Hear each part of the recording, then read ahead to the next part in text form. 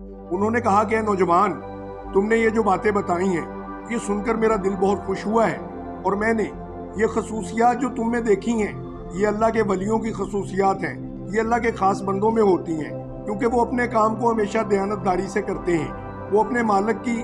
کام کے اندر کبھی بھی کسی قسم کی خیانت نہیں کرتے۔ تو نوجوان، تم اس طرح سے کرو کہ میرے لیے دعا کرو، میں تم سے دعا کروانا چاہتا ہوں۔ نوجوان مسکرا دیا، اس نے کہا کہ بزرگوں، میں آپ کے لیے کیا دعا کروں گا؟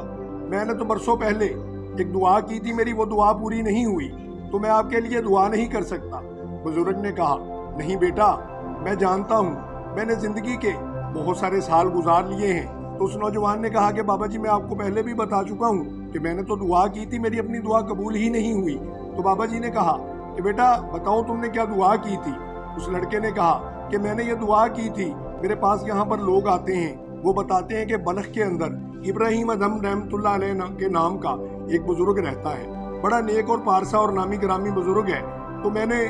دل ہی دل میں یہ قصد کیا کہ میں بزرگ سے ملنے کے لیے جاؤں گا۔ مجھے